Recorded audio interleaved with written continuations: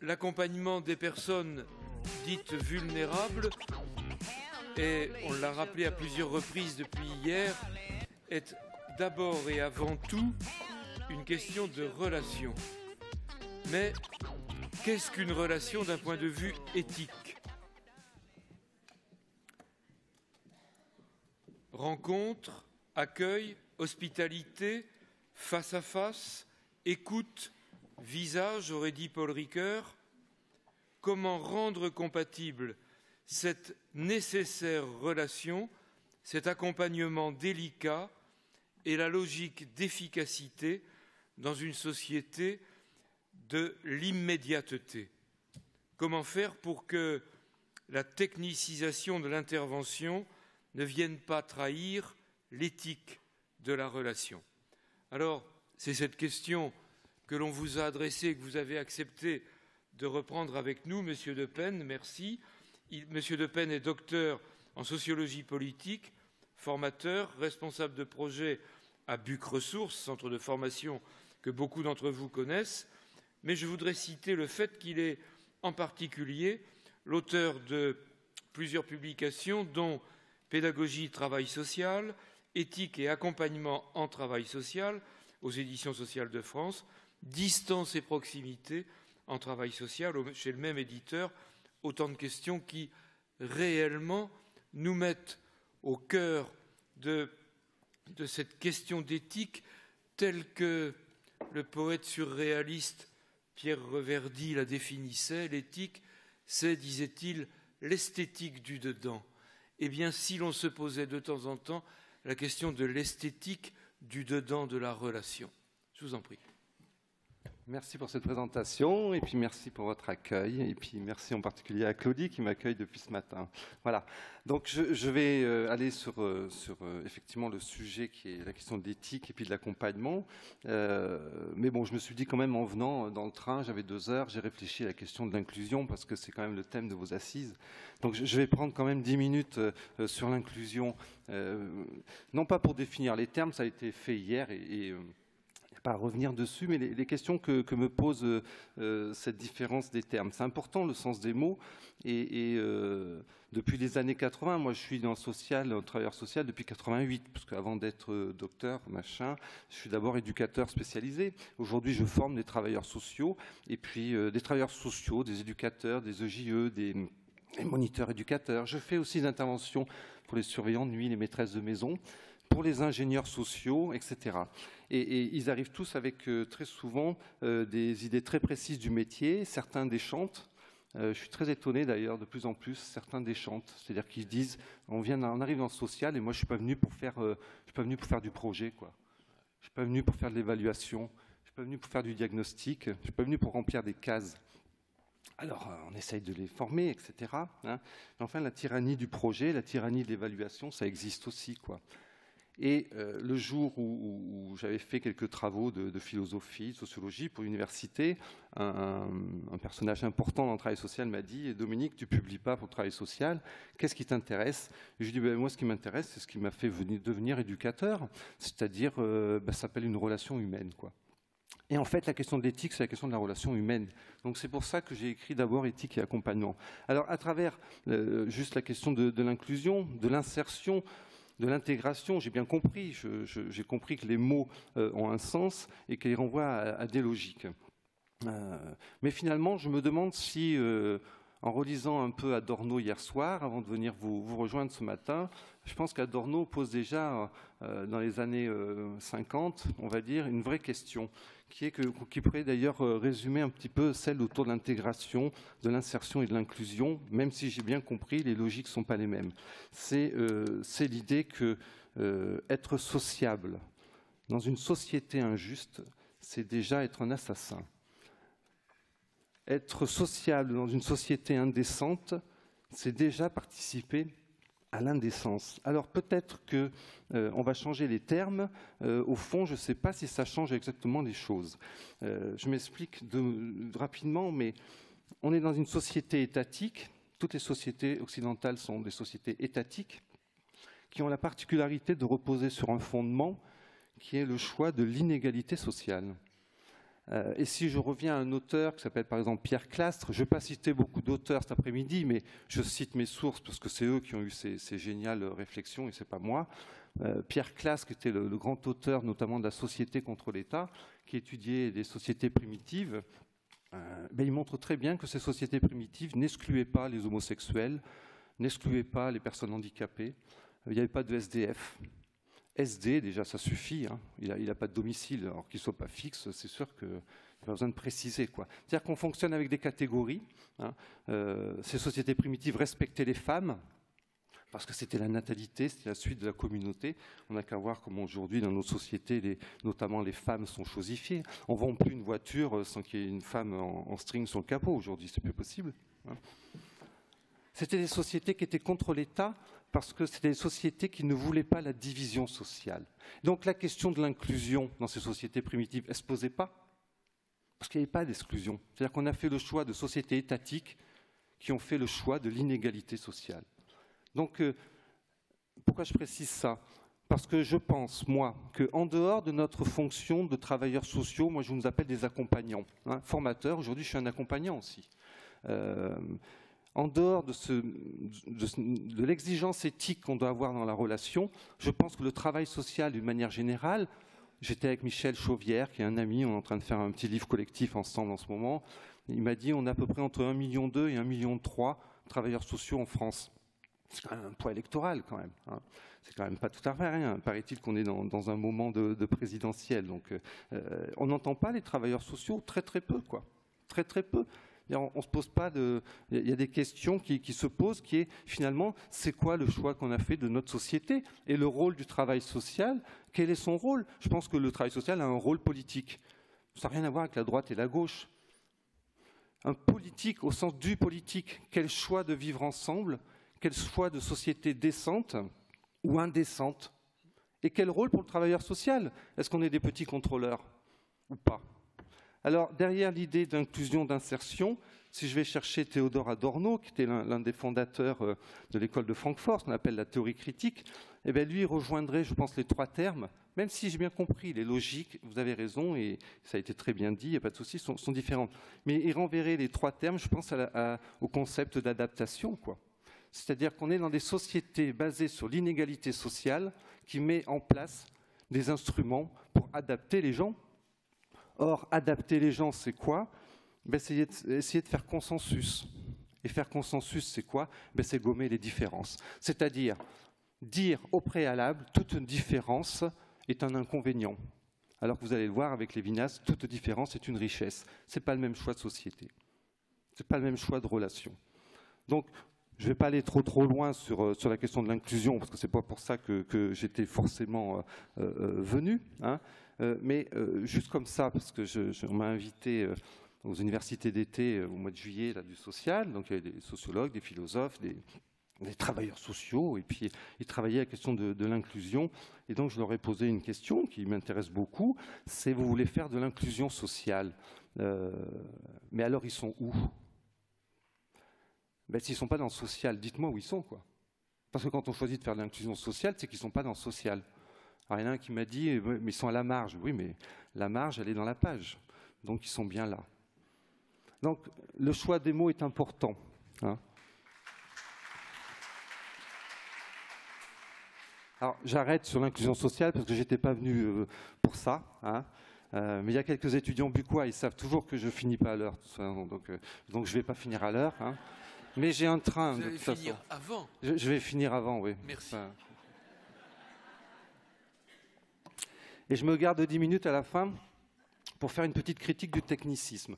Parce que moi, je suis rentré en 88 dans le travail social comme éducateur. Déjà, les éducateurs avec qui j'ai bossé à l'époque me disaient « Dominique, le travail social, il est en train de changer. Il est en train de changer énormément. On est en train de tout standardiser, on est en train de tout normaliser. » C'était en 88 qu'on me disait ça. Hein. Alors je comprends que des travailleurs sociaux aujourd'hui, et je peux vous dire que les étudiants, ils ont envie d'aller bosser. Hein. Vous avez vu les attaques qu'il y a sur le travail social là, en ce moment. Hein, il y a des vraies attaques sur le travail social. Par exemple, je vous donne un exemple, la gratification des stages. C'est formidable. Qu'un étudiant touche 500 € pour faire un stage, je suis très content pour lui. Hein. Faut qu'il m'explique, par exemple à Paris, comment ils font pour vivre avec 500 € par mois. Parce que moi, avec ma paye, j'y arrive pas, à peine. Donc c'est un vrai problème. Et puis puisqu'on parlait de quelques politiques, on a fait venir à l'époque les deux responsables. Hein. Ils sont venus s'expliquer devant les étudiants, hein, qui s'appelaient Madame Bachelot en l'occurrence et Madame Pécresse, et puis qui ont expliqué en 2 mots hein, qu'elles trouvaient les gratifications très importantes, mais ils avaient juste oublié quelque chose, c'était de prévoir les budgets. Voilà. J'y vais sur l'éthique, promis. Alors, cette question de l'éthique, elle est très importante pour moi. Et vous avez cité Paul Ricoeur, vous avez raison. C'est un ami hein, d'Emmanuel Lévinas. Mais effectivement, pour moi, le grand penseur de l'éthique, ça restera quand même Lévinas. Donc je vais parler beaucoup de Lévinas, mais ils étaient très amis avec Paul Ricoeur. Ils avaient principalement une différence ou une divergence de fond. J'en parlerai peut-être si j'ai le temps. Mais ça, c'est compliqué quand on a quelqu'un qui commente. Voilà, après, il faut reprendre maintenant. Alors, l'éthique. Pourquoi l'éthique? Parce que je pense qu'un travailleur social, je vais nous appeler des accompagnants. Je pense qu'on a d'abord et avant tout une préoccupation. On a une occupation officielle. Vous faites votre boulot du mieux que vous pouvez. Moi, j'essaye de faire le mien. Comme je dis aux étudiants, certains me demandent, Dominique, pourquoi vous êtes un travailleur social? Comment vous êtes convaincu de ça? Moi, je ne sais pas. Je dis que depuis 25 et quelques années, ça ne se passe pas trop mal. Je crois qu'on sait assez rapidement si on n'est pas fait pour ça. Est-ce que je suis vraiment fait pour ça? Je ne sais pas. Par contre, pourquoi j'ai voulu venir?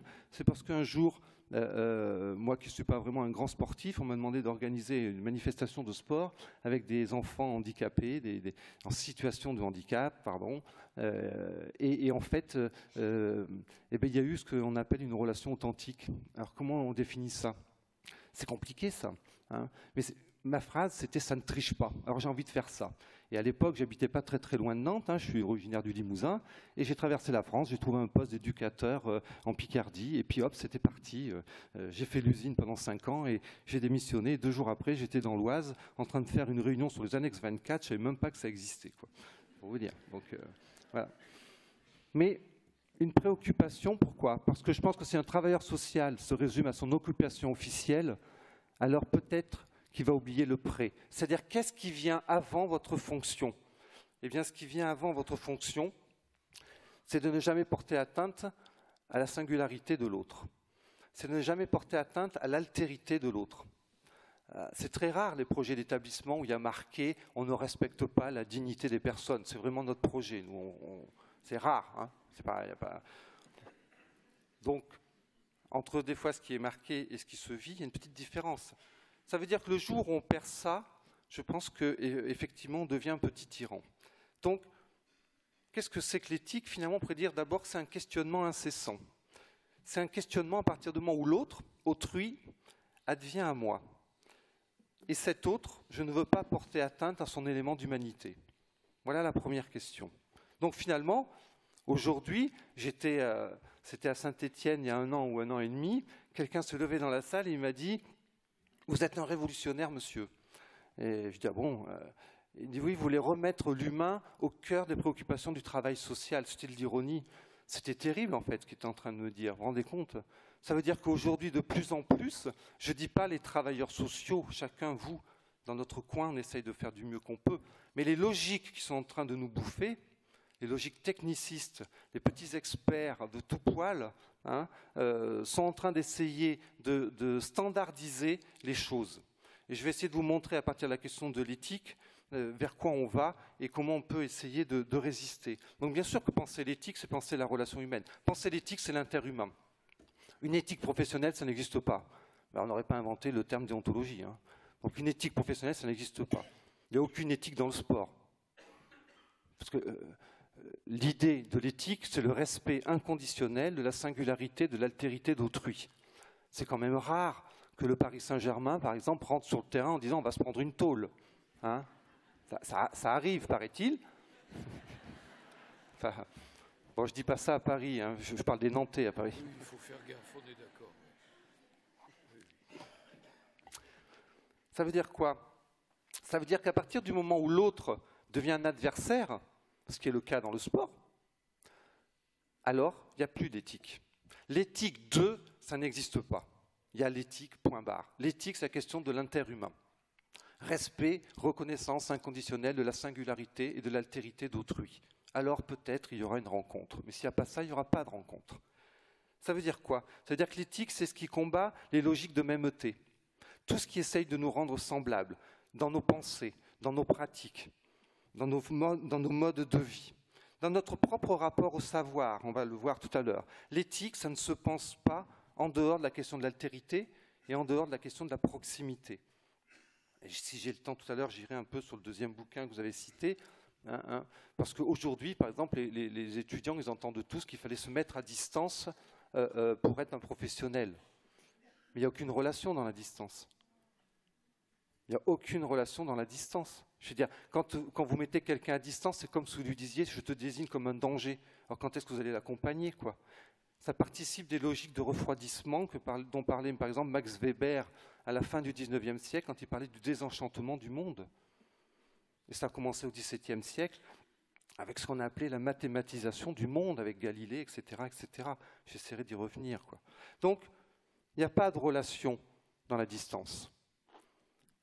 Alors, je vais être obligé d'y aller un petit peu aussi tout à l'heure, parce que je l'ai beaucoup entendu ce matin. Je comprends que c'est des logiques de langage, mais la prise en charge, c'est pas possible, quoi. La prise en charge, c'est pas possible.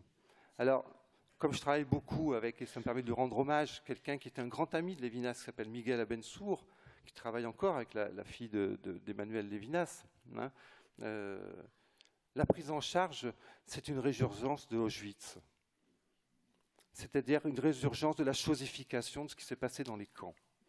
On va y revenir tout à l'heure. Et j'assume ce que je dis, il n'y a pas de souci, je l'ai écrit, de toute façon j'ai fait des chapitres là-dessus. Donc il n'y a pas de relation éthique dans la prise en charge, il n'y a pas de relation éthique dans la distance, il n'y a pas de relation éthique dans la fusion. Une relation fusionnelle, ça n'existe pas, c'est une impossibilité. Je sais qu'on l'entend tous les jours, une relation fusionnelle. Pour être en relation, il faut être dans la distinction. L'idée même de la fusion, c'est l'indistinction. On ne peut pas coller relation et fusion. Il faut trouver un autre terme. Ça peut être un état, je ne sais pas, une situation, éventuellement. Mais l'idée même d'une relation fusionnelle, c'est une absurdité, ça n'existe pas. Donc ça pose plein de questions, tout ça, vous voyez. Et je vais bientôt finir mon introduction, là, je vois.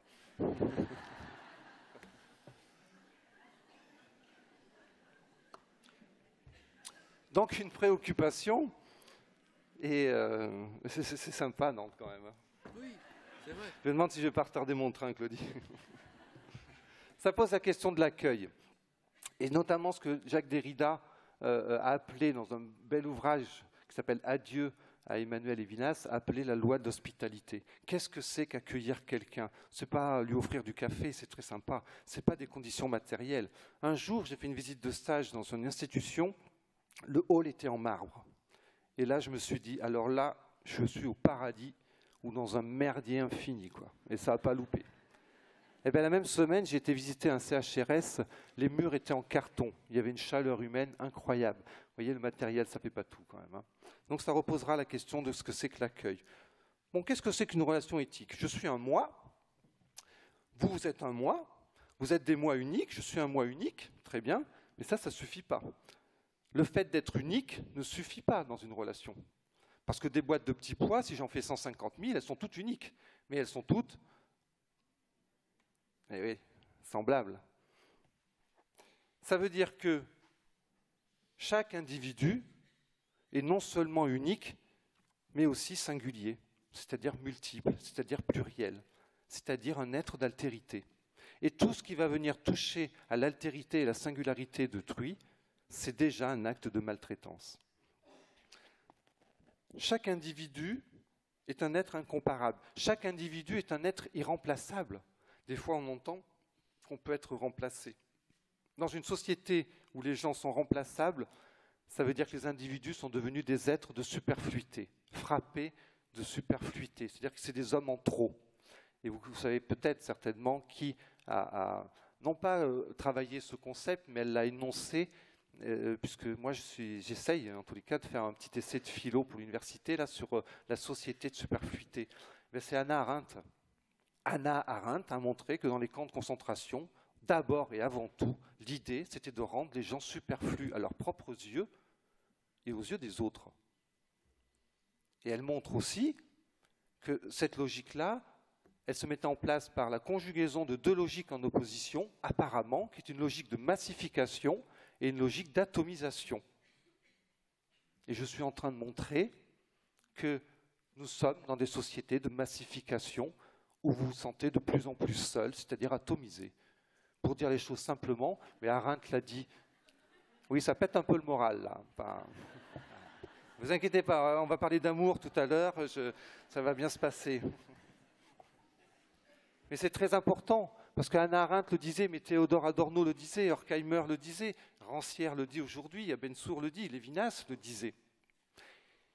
On ne peut pas réfléchir à la relation humaine avant et après ce qui s'est passé à ce moment-là. Il y a eu dans l'histoire de l'humanité que 2 formes de totalitarisme. Il y a eu des dictatures, il y a eu du despotisme, il y a eu des tyrannies, c'est atroce, c'est terrible. Il y a eu de l'esclavage, c'est atroce, c'est terrible, et je le condamne à 3000%. Mais il n'a existé que 2 formes de totalitarisme. Ça s'appelait le nazisme, ça s'appelait le stalinisme. Et ces 2-là ont fait quelque chose que les autres n'ont jamais fait, c'est qu'ils ont transformé l'homme en matériau humain. Et ça s'était jamais fait avant. Et je reviens à la logique de superfluité qui est très importante, puisque c'était de rendre les individus superflus à leurs propres yeux. Tous identiques et semblables et superflus à leurs propres yeux. Aujourd'hui, vous n'entrez plus en relation, sauf quand vous êtes dans ce que Michel de Certeau, par exemple, appelait vos niches de chaleur humaine. Vos amis, votre famille, vos amours. Le reste du temps, vous y allez parce que vous y avez un intérêt. Alors vous allez me dire, nous on est des travailleurs sociaux, on essaye, bien sûr, nous on est un peu sensibilisés à la relation, ok. Mais la société ne veut pas de ça. C'est-à-dire qu'on est, au contraire de ce que l'on dit, on n'est absolument pas dans des sociétés individualistes, on est dans des sociétés égoïstes et utilitaristes, c'est-à-dire fondamentalement, éthiquement, on est dans des sociétés anti-individualistes, parce qu'une société individualiste, c'est une société où chacun de vous serait respecté de façon inconditionnelle dans sa singularité, son altérité. Et on en est très très loin. L'égoïsme et l'utilitarisme, ça n'a rien à voir avec l'individualisme. D'accord? Alors, je continue. C'est quoi un homme, finalement? Karl Jasper, par exemple, disait « L'homme est par définition un mystère inépuisable. Si tu n'acceptes pas que l'autre te reste un mystère inépuisable, alors c'est déjà que tu es en train de le réduire à ce que tu voudrais qu'il soit. » Et pour un travailleur social, ça nous parle. Parce que combien de fois on essaye quand même que les autres deviennent un peu ce qu'on voudrait qu'ils soient. Ça nous arrangerait un peu et un peu mieux, quoi. Donc l'homme est un mystère qui toujours m'échappe. Si j'accepte pas que son mystère m'échappe, alors je vais le réduire. Si je le réduis, alors je le maltraite.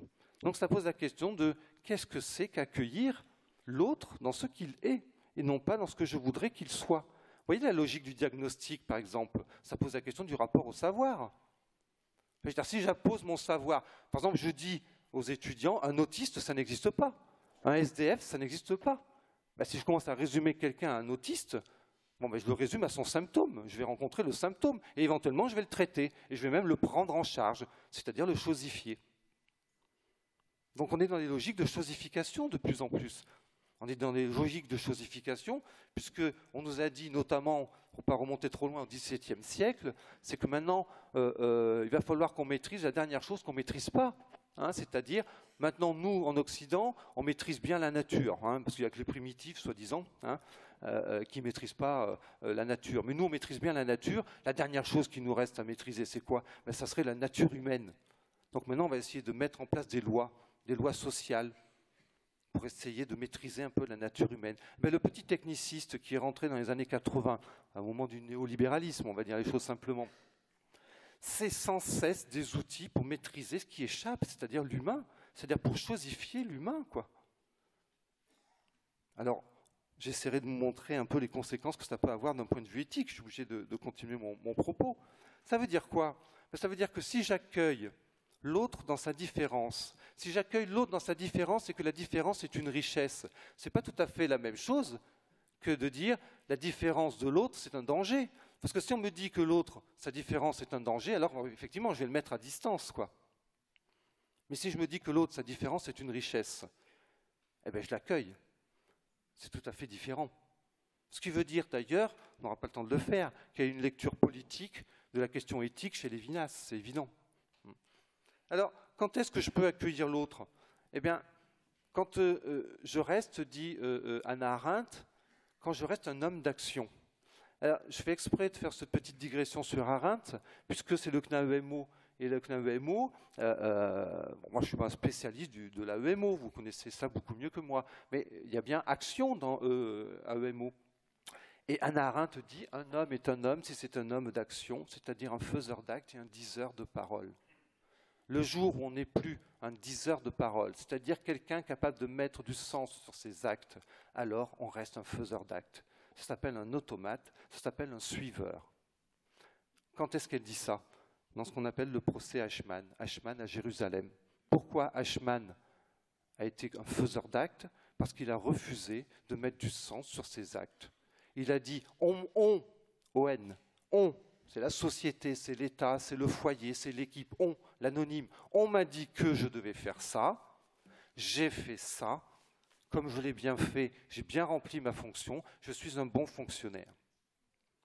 On m'a dit de trouver des trains, on m'a dit de mettre les gens dans les trains, on m'a dit que si on mettait les trains sur les rails, on mettrait les gens dans le four, c'est ce qu'on a fait, alors je suis un bon suiveur, je suis un bon fonctionnaire, je suis un bon automate. Mais c'est terrifiant. En fait, qu'est-ce qu'a fait Eichmann? Il a refusé de penser. Il s'est fait suiveur. Et aujourd'hui, de plus en plus, on veut faire de nous, mais pas simplement les travailleurs sociaux, des automates. C'est-à-dire des gens qui ne pensent plus, des bons suiveurs, quoi. C'est-à-dire des actes insensés. Qu'est-ce qu'il a fait, Eichmann? Dépersonnalisation. Comme il s'est dépersonnalisé, il ne s'est pas senti responsable. Déresponsabilisation. À partir du moment où on est déresponsabilisé, on peut faire le mal extrême. Déculpabilisation. Et il a dit, d'ailleurs, dans son procès, je résume, je n'ai fait que mon boulot, je n'ai rempli que ma fonction. Un travailleur social, ça ne peut pas se résumer à sa fonction, ce n'est pas possible, à son occupation officielle. Il a une préoccupation qui est de ne jamais porter atteinte à la singularité et l'altérité d'autrui. Alors peut-être la rencontre aura lieu.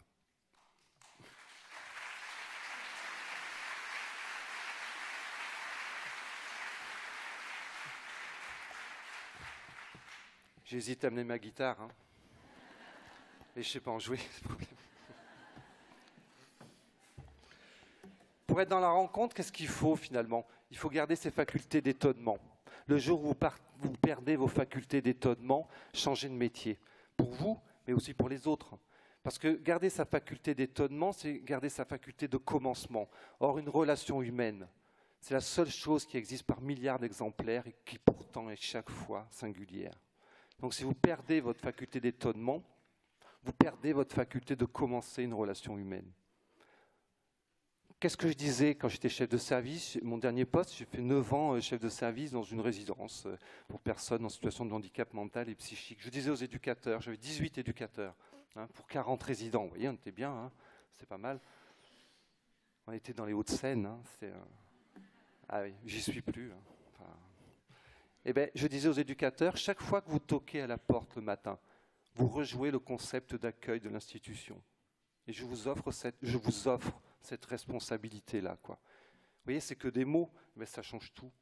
Ça change tout. Ça appelle du respect aussi. Ça commencerait par là.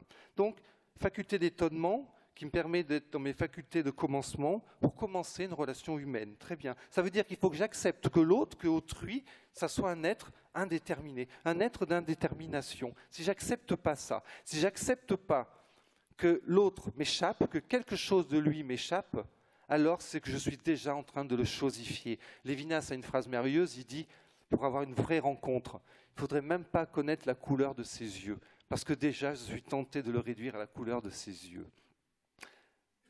Qu'est-ce que c'est qu'une institution qui est plus capable d'accueillir l'imprévisibilité humaine? Et ça s'appelle une maison à vie, c'est plus un foyer de vie, c'est un foyer à vie. Ça s'appelle une maison close, quoi, grosso modo, hein, quelque part. C'est-à-dire une institution où l'imprévisibilité n'est plus possible, mais l'imprévisibilité non plus des travailleurs sociaux, des professionnels. Je vais vous en parler tout à l'heure, je fais attention à garder mes 10 minutes sur le technicisme, mais l'histoire des bonnes pratiques, c'est une catastrophe. Et en ce moment, on nous empêche de penser. L'histoire des bonnes pratiques, c'est une catastrophe, parce que là, si je vous demande, par exemple, vous savez que l'histoire des bonnes pratiques, ça vient avec la question de la démarche qualité. Si je vous demande, là, vous êtes 700, qui, là, dans la salle, ne veut pas faire de la qualité? Levez le doigt. Et voilà. Vous êtes tous pris dans l'idéologie de la démarche qualité, parce que maintenant, on dit, si tu fais de la démarche qualité, alors ça veut dire que tu fais des bonnes pratiques. Ah bah oui. Mais les bonnes pratiques, c'est qui les a décidées? Ah bah elles sont dans le référentiel. Ah bah oui. Donc en fait, ça y est, vous êtes pris dedans. On verra tout à l'heure. C'est une catastrophe, cette histoire-là. Ça pose la question du rapport à notre savoir. Ça pose la question du rapport à la technique. Et Walter Benjamin, qui a bien connu la période malheureuse, puisqu'il s'est suicidé en 1942, poursuivi par les nazis, il était juif. Benjamin dit, il faudra toujours se poser la question de notre rapport au progrès. Je résume sa phrase, est-ce que tout progrès technique est forcément synonyme d'un progrès humain? Il y a deux façons de regarder une cathédrale. Soit vous regardez l'esthétique, les gargouilles, les vitraux, et c'est magnifique. Ou soit vous pensez aux larmes et au sang de ceux qui ont porté les pierres pour la construire. Et en ce moment, il y en a qui construisent dans le Sahara, paraît-il, dans le désert, des stades de football, qui portent des pierres de la cathédrale où on va aller faire la grande fête du football, vous savez. C'était les pyramides d'antan. Hein. Ça pose question quand même. Hein. Si on repense à ceux qui ont porté les pierres, je suis sûr que la cathédrale, on ne la voit pas tout à fait de la même façon. Donc, est-ce que tout progrès technique est forcément synonyme d'un progrès humain? C'est pas sûr. Alors, pour aller très vite, parce que je vais gagner du temps sur cette partie-là, la plupart du temps, quand on parle d'éthique, on la confond avec la morale. L'éthique, ça n'a rien à voir avec la morale, ça n'a rien à voir avec la déontologie. Parler d'une éthique professionnelle, c'est n'avoir rien compris à l'éthique. Une éthique professionnelle, éventuellement, ça s'appelle une déontologie, sinon on n'a pas créé le terme. Donc qu'est-ce que c'est qu'une morale, rapidement? Un ensemble de normes, de règles, de valeurs qui s'imposent de l'extérieur à l'individu. OK. C'est-à-dire logique de standardisation, de normalisation, prescription, contrainte, etc. Il en faut peut-être, ce n'est pas la question. Mais la morale, c'est le bien et le mal. L'éthique, ça n'a rien à voir avec ça. Rien à voir avec ça. Par exemple, une institution, son projet institutionnel, c'est un peu la morale, finalement. Donc il en faut un projet institutionnel. La question, c'est est-ce que l'éthique revient questionner le bien fondé de la morale? Ben oui. Et un jour, un directeur général a réuni tous ses salariés dans un gymnase, et sa question finale, c'était celle-ci. Est-ce que, Monsieur De Pen, la question de l'éthique, c'est-à-dire de la relation au quotidien, vous, votre travail, est-ce que c'est ça qui donne le sens à l'institution? Et est-ce que ça peut re-questionner la morale? Il avait envie que je réponde lui, il voulait que je réponde oui, pour remuer ces travailleurs sociaux. Bien évidemment que la relation, c'est ce qui re-questionne la morale, parce que sinon l'institution perd sa raison d'être, sinon elle fonctionne pour elle-même, c'est-à-dire que la morale s'impose. Donc la morale, ça n'a rien à voir avec l'éthique. La déontologie, c'est quoi? Déon, devoir, logos, la valeur, si vous voulez, la science du devoir. Ce n'est quoi? Une déontologie, ce n'est qu'une petite morale, c'est-à-dire, non pas que c'est moins important, mais une morale circonscrite à un champ d'activité en particulier, même logique. C'est un ensemble de normes, de valeurs et qui s'imposent de l'extérieur, standardisation, normalisation, prescription, etc. Aucune altérité là-dedans. Vous comprenez qu'avec la question de l'éthique, c'est la question de l'altérité. Il ne peut y avoir de relations éthiques, autrement dit de relations interhumaines, qu'à partir du moment où vous êtes en disposition, vous, d'accueillir l'altérité d'autrui. Sinon, vous êtes déjà en train de le prendre en charge, comme on a pris en charge déjà. Alors, Lévinas, en deux mots, un grand philosophe, et Paul Ricoeur, je souscris à ce que vous disiez tout à l'heure tout à fait, hein, c'est quand même un des grands penseurs, avec Ricoeur on va le mettre dedans, mais un des grands penseurs, 1906-1995, un des grands penseurs de la question de l'éthique, c'est-à-dire qu'il a tout révolutionné sur ce plan-là, à ce moment-là. Et il a repensé la question de l'éthique à partir de ce qui s'est passé dans les camps, justement. Parce qu'il dit là, il s'est passé quelque chose qui fait que maintenant, on ne peut plus penser la relation humaine de la même façon. Et une relation humaine, c'est quoi? C'est ce qui va peut-être donner une relation pédagogique. Donc quand je vais faire des conférences pour l'éducation nationale, je leur dis la même chose, parce qu'une relation pédagogique, c'est d'abord une relation humaine. Une relation hospitalière, c'est d'abord une relation humaine. Moi, j'ai de la famille qui est dans les soins, dans des hôpitaux, et un médecin-chef, je suis désolé, ça ne résume pas tous les médecins ce que je viens de dire, mais son médecin lui dit 1h24 pour gaver un petit vieux, 1h26, c'est un mauvais infirmier. C'est quand même terrifiant d'entendre des trucs pareils dans un service de soins palliatifs, quoi. Vous voyez, c'est ça le technicisme. C'est ça, ça mène aussi à ça, quoi. Hein. Et d'ailleurs, une société, je pense, reçoit de la valeur par rapport à sa manière de concevoir comment elle vient en aide à ses publics les plus fragiles, notamment, bien sûr, les enfants, les nourrissons, etc., les personnes dites handicapées, SDF, etc. Et puis nos vieux, je fais exprès de les appeler comme ça, parce que j'ai un énorme respect, justement. Hein. Qu'est-ce qu'on en fait, hein? Dans les sociétés dites primitives, étudiées par Pierre Classe, les vieux, ils étaient vénérés. Ils étaient vénérés. Ils n'étaient pas devenus une source de revenus concurrentielle entre petites entreprises maquillées en social light.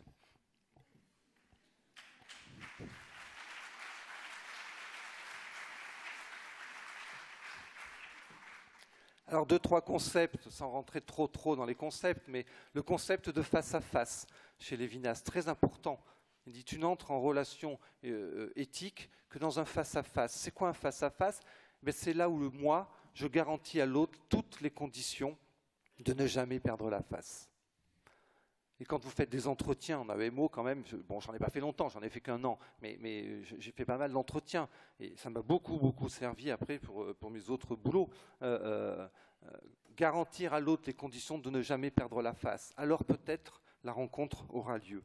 C'est quand même très important cette idée-là de face à face. Donc centrale chez Lévinas. La rencontre, ça ne commence pas dans la connaissance. La rencontre, ça ne commence pas avec un savoir. La rencontre, ça ne commence pas avec le cogito, quoi. Aujourd'hui, alors comme ce n'est pas enregistré, c'est bien, hein, mais on est un peu emmerdé avec des cartes, quoi. Ça va bien, quoi. Je pense, donc je suis. C'est-à-dire, qui est-ce qui décide que je pense, quoi? Parce que si on décide que je ne pense pas, je ne suis pas, quoi.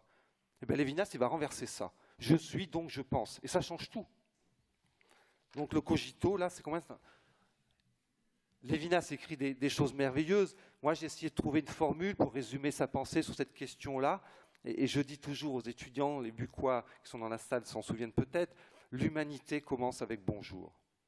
Après, peut-être, il y aura la rencontre, mais l'humanité commence avec bonjour. Alors, ce n'est pas le bonjour que vous êtes dit ce matin, la plupart du temps, là, c'est de l'huile sociale, quoi, grosso modo, pour pas qu'on se jette les uns sur les autres. Hein. C'est pas ça. Parce que qui a vraiment souhaité un bonjour à l'autre, qu'il se passe une bonne journée bon, c'est pas sûr. Hein. Faut voir. Une relation éthique, c'est toujours une relation désintéressée. Une relation éthique, c'est toujours une relation non réciproque. C'est le point de divergence, notamment avec Paul Ricoeur. Et c'est toujours une relation asymétrique. Dès qu'une relation est intéressée, eh c'est foutu, c'est qu'on est en train d'instrumentaliser l'autre. Donc ça pose la question, quand je suis avec l'autre, si je commence à l'inscrire en dette, alors je suis déjà en train de chosifier la relation. Lévinas dit, dans la relation à l'autre, ce que l'autre me doit, ça ne me regarde pas. Parce que si ça me regarde, alors ça veut dire que je suis déjà intéressé, je suis déjà en train de chosifier la relation. Alors ça pose la question du désir. Alors, je le fais souvent aux étudiants, et ça pose la question du désir, de la nature du désir. Alors je prends un exemple chez Jean-Paul Sartre. Hein, vous connaissez tous une phrase de Jean-Paul Sartre. Il y a plein d'autres choses, hein, chez Sartre, notamment sa pensée de l'engagement qui est très, très importante. Mais cette fameuse phrase, l'enfer, c'est les autres. Et donc, je demande toujours aux étudiants, qu'est-ce que ça veut dire cette phrase, l'enfer, c'est les autres, et qu'est-ce que ça veut dire du côté du désir, etc. etc. Alors, en général, ils ne me répondent pas toujours, et puis j'en viens toujours sur la question de l'amour, quoi. Hein, et je pose la fameuse question, toi, pourquoi tu l'aimes? Alors c'est un peu gênant, comme ça, en plus vous êtes 600, là, vous n'avez pas... Pourquoi tu l'aimes? Et un jour, une étudiante, ça me permet toujours de, bien sûr sans la citer, mais je me souviens bien d'elle, c'était il y a 7 ans, ça faisait 1 an que j'étais arrivé à Buc, elle me dit, Dominique, je l'aime parce qu'il est beau. Et là, je lui ai dit qu'il fallait qu'elle trouve autre chose, parce qu'avec le temps, ça va retomber, tout ça, quoi. Ça va...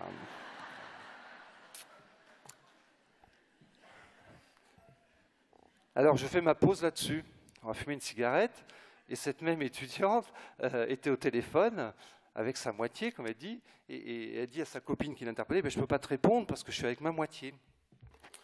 Alors, je reprends le cours, et puis j'ai entendu un truc extraordinaire, quoi. C'était quelqu'un qui est la moitié de quelqu'un d'autre, quoi.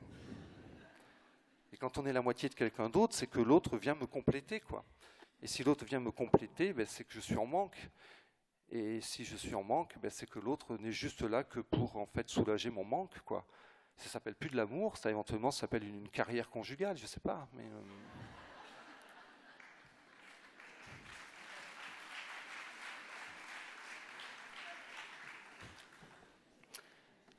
qu'est-ce qu'il fait, Lévinas? Il renverse ça. Il dit qu'à travers cette phrase, l'enfer c'est les autres, Pourquoi? Parce que l'autre, je l'aime parce que c'est un être de liberté. Je l'aime parce que c'est un être de liberté. Celui que j'accompagne, c'est un être de liberté. Et qu'est-ce qu'il peut faire, celui qui est dans ma vie, mon amoureux, mon amoureuse? Je l'aime parce que... Oui, mais c'est un être de liberté, quoi. C'est-à-dire qu'il peut se barrer. L'enfer, c'est vraiment les autres, quoi. C'est terrible. Et en plus, comme c'est un être de liberté, que moi je suis un être de liberté, qu'est-ce que je vais essayer de faire? Je vais essayer de cadenasser sa liberté pour pas qu'elle me pique ma liberté. L'enfer, c'est doublement les autres. C'est terrible. Bon, il y a au moins une personne que je n'ai pas déprimée, c'est déjà pas mal. Non, mais je me sauve vite après, vous inquiétez pas. Eh bien, Lévinas, il va renverser ça. Parce que là, il dit, si on a cette conception-là, c'est qu'on a une conception du désir qui est le désir de possession. Et en fait, pour ne pas remonter trop loin, on va remonter à Platon. L'Occident a bâti ses sociétés occidentales sur le désir de la victoire, c'est-à-dire le désir de la possession. Et le désir est devenu un désir de possession. D'ailleurs, on a inventé la propriété privée. Pourquoi vous êtes propriétaire de votre propriété privée? À l'exclusion de tous les autres, justement. Alors que dans l'Antiquité, être dans son espace privé, c'est un espace privatif.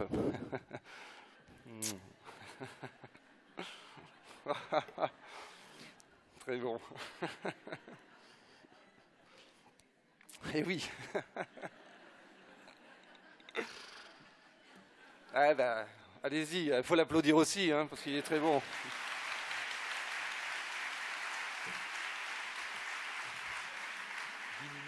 « 10 minutes, alors il faut que je termine rapidement. Il ne faut plus me faire de dessin, parce que je ne vais pas y arriver. Lévinas dit, en fait, le désir éthique, ce n'est pas le désir de la possession, c'est le désir de la rencontre. Et comme l'autre est un être infini, que moi je suis un être infini, le seul voyage sur cette terre, finalement, c'est un voyage infini, ça s'appelle une rencontre interhumaine. Pourquoi? Parce que plus je m'approche de l'autre, plus je m'aperçois de tout ce qui m'échappe de lui. Donc une relation éthique, ce n'est pas dans la distance, ce n'est pas dans la fusion, parce que la fusion c'est 1 + 1 = 1, hein, il y a de la perte, à un moment donné ça ne s'appelle pas de l'amour. Hein. C'est dans la proximité, c'est-à-dire dans cette logique qui dit, humainement, éthiquement, je ne suis jamais assez proche de l'autre. Jamais. Et qui c'est cet autre? Celui que vous accompagnez? Eh bien, c'est celui qui vous fait devenir un être singulier. C'est l'histoire de Robinson sur son île. Alors je le fais aussi en cours, ça. Je dis Robinson sur son île, quand est-ce qu'il devient un individu? Parce que tant qu'il est tout seul, Robinson sur son île, ce n'est pas un individu. Et une étudiante est super contente, elle trouve, elle me dit c'est quand mercredi, elle avait 2 jours d'avance. Mais c'est quand mercredi arrive. Alors je lui dis non, c'est pas mercredi, c'est vendredi, mais c'est ça, super. C'était l'altérité. Ça veut dire quoi? Finalement, je vais me lancer dans le comique. Ça me rapportera plus en plus. On a beaucoup de concurrence au présidentiel quand même là. Qu'est-ce qu'il dit en fait, Lévinas? Il dit le désir éthique, ce n'est jamais un désir qui comble, c'est un désir qui creuse. Et en fait, c'est un désir qui est satisfait de n'être jamais insatisfait. Humainement, dans vos relations professionnelles, mais dans vos relations de tous les jours, il dit humainement, on n'est jamais assez proche de l'autre, jamais. Et c'est pour ça que quoi? C'est pour ça que j'ai envie d'être que dans la proximité. Et la proximité, ce n'est pas la fusion. Parce que pour qu'il y ait relation, il faut qu'il y ait distinction. Donc la proximité, c'est justement ce qui garantit la distinction. C'est ce qui garantit la relation. La distance, c'est ce qui annule l'autre par exclusion. La fusion, c'est ce qui annule l'autre par absorption. Le seul lieu de la rencontre humaine, ça s'appelle la proximité. Et dans nos sociétés de plus en plus froides humainement, si on remettait un peu de proximité, c'est peut-être pour rien d'ailleurs qu'on a inventé la fête des voisins. C'est quand même pas rien ça, la fête des voisins. Parce que finalement personne est obligé d'y aller, on a envie d'y aller. On allait chercher un peu de chaleur humaine. Alors en 2 mots, parce qu'il me reste maintenant 5 minutes, je flingue la prise en charge rapidement. La première logique de la prise en charge, c'est la prise, c'est-à-dire une logique de possession. Un homme ne peut pas être possédé. On ne possède qu'une chose. Donc prendre en charge, c'est déjà objectiver l'autre, chosifier l'autre. Deuxième logique, mais puisque je le prends, logique de possession, je lui demande de se déposséder de lui-même. Ne sois plus toi-même, deviens celui qui rentre dans mes cases professionnelles. Troisièmement, comme message, et j'ai eu le grand honneur de partager des journées entières avec Robert Castel, qui est décédé malheureusement. Un jour, il me raconte cette histoire, je vais dans un service d'accueil d'urgence, un SDF arrive, au bout de 10 minutes, l'éducateur lui dit « C'est quoi ton projet de vie ?» Robert Castel qui me dit « Mais les bras m'ont tombé, quoi. Incroyable, quoi. Mais accueille-le, quoi. D'abord, viens, accueille-le. » Parce qu'il était en train de faire quoi? Il voulait prendre en charge. C'est-à-dire, troisième logique, message que vous renvoyez, tu n'es qu'une charge pour moi, quoi. Ça donne vachement envie de venir. Je te possède, tu te dépossèdes, tu n'es qu'une charge pour moi. Donc c'est terrifiant, ça, terrifiant. Alors, je termine sur la question de l'accueil, et puis après, je vous laisse, je ne ferai pas le technicisme, tant pis. Non, c'est gentil, ça. Oui, mais c'est lui le maître du temps, hein. Débrouillez-vous avec. Je me dépêche. La loi de l'hospitalité, c'est très important. Parce que vous avez vu que, par exemple, Lévinas renverse la nature du désir. Mais dans l'accueil, il dit, la loi de l'hospitalité, c'est l'autre est un hôte. H-O, accent T-E. C'est-à-dire que ce n'est pas le travailleur social qui accueille l'autre. Vous êtes les accueillis. Parce que l'autre, il vous a déjà fait une adresse. Vous commencez votre action par répondre à une adresse qui vous est déjà faite. Et ça change tout. Ça change absolument tout. Alors, je finis sur la différence affectif-affection rapidement. Un travailleur social, ça ne travaille pas l'affectif, c'est pas possible ça. Quand votre chéri descend les poubelles, il a horreur de ça, je vais vous le dire, il n'aime pas. Il le fait pour vos beaux yeux en fait. Qu'est-ce que vous êtes en train de faire? Mais en fait, il le fait parce qu'il a envie que vous l'aimiez, il descend les poubelles. Bon, en fait, vous obtenez de lui quelque chose qu'il n'aurait pas naturellement fait. Ça s'appelle un rapport de domination, c'est pas de l'amour, ça. Hein? Donc c'est fini, messieurs les poubelles. Ou chez vous, à la maison. À moins que Thérèse n'ait tricoté une serpillière. Ah mais si vous commencez à faire des digressions, jamais terminé à l'heure. Je pense qu'un travailleur social, ça travaille dans l'affection. L'affection, c'est quoi? C'est parce que vous serez dans la pleine affection que vous ne serez pas dans l'affectif. L'affection, c'est la situation de l'autre provoque un changement en moi. Et ça, j'en tiens compte dans ce que je suis en train de mettre en place. C'est Spinoza, c'est l'affection chez Spinoza. Ça n'a rien à voir avec l'affectif. L'affectif, c'est profiter des sentiments que l'autre éprouve pour moi pour obtenir de lui quelque chose qu'il n'aurait pas naturellement fait. Ça s'appelle une instrumentalisation. Ça, c'est pas possible. Alors, je termine sur l'éthique. Je n'avais pas tout à fait fini. Je finis sur le technicisme. Parce que, bon, là, je fais un petit travail qui devrait sortir au mois de juin, notamment, où j'ai consacré notamment une partie sur la critique du technicisme. C'est quand même pas possible ce qui est en train de se passer actuellement, quoi. Qu'est-ce que c'est que j'appelle technicisme? On peut faire très très court. C'est la primauté, on va dire, donnée aux logiques techniciennes, marchandes, si vous voulez, qui nous définirait comme ça une espèce d'horizon inéluctable du travail social. C'est-à-dire le travail social, maintenant, vous devez être dans le technicisme, c'est-à-dire dans le néolibéralisme, pour faire très court, c'est-à-dire dans l'efficacité, dans la rentabilité et dans la concurrence. Moi, je rappelle juste qu'en 1901, il y a eu une association, quand même, une loi qui a créé des associations qui étaient pour répondre à des besoins, et qu'aujourd'hui, c'est quand même très intéressant. J'ai été dernièrement faire une conférence, il y avait des présentoirs, c'était la concurrence des associations qui s'occupaient le mieux des autistes, des personnes handicapées. C'est-à-dire que maintenant, les associations sont prises dans le piège et se mettent en concurrence elles-mêmes, alors qu'elles ont été créées pour répondre à des besoins. Il y a juste nous ressaisir de ça et de ne pas nous faire avoir par les petits technicistes. Alors, il y a 15 jours, 3 semaines, l'Alliance sociale m'a demandé ce que je pensais du management. Il m'a dit, Dominique, vas-y. Et j'ai intitulé ça, le management, le singe moderne du taylorisme d'antan. Parce que ça suffit, quoi.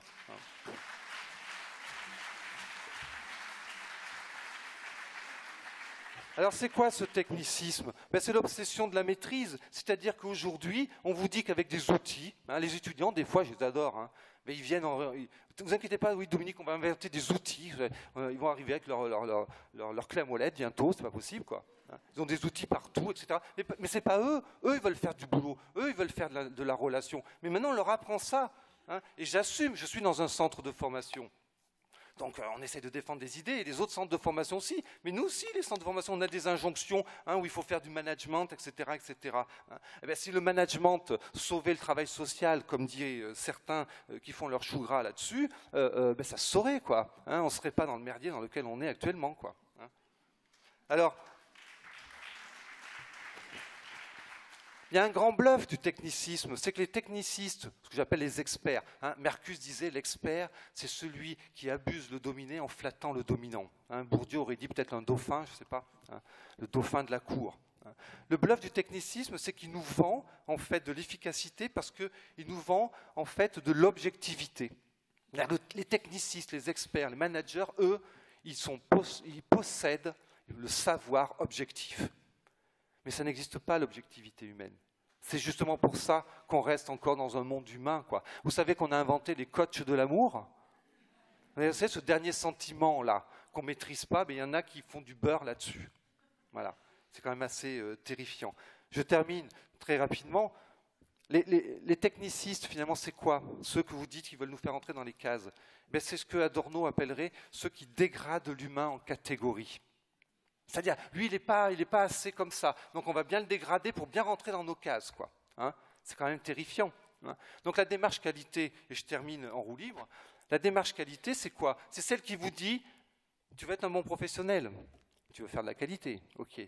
Alors, tu dois faire des bonnes pratiques. Les bonnes pratiques, c'est quoi? Ben, c'est celles qui sont dans le référentiel. Le référentiel, c'est quoi? C'est ce qui est estampillé par l'évaluation. Je sais que tout à l'heure, on a parlé d'évaluation, on aurait pu faire un débat, parce que c'est un mot qui pose... Angélique Delray a écrit un beau petit livre qui s'appelle « La tyrannie de l'évaluation ». Je vous le conseille. Il est très petit, il est magnifique. Et qu'est-ce que c'est qu'une bonne pratique? Qu'est-ce que c'est qu'un référentiel? C'est ce qui vous empêche d'avoir une autre pratique. C'est-à-dire que rencontrer quelqu'un et avoir une autre pratique, vous n'avez plus le droit. C'est-à-dire ce qui supprime d'avoir la possibilité que s'expriment d'autres pratiques et d'autres pensées. C'est une logique de standardisation. Voilà. Je vous remercie de votre accueil.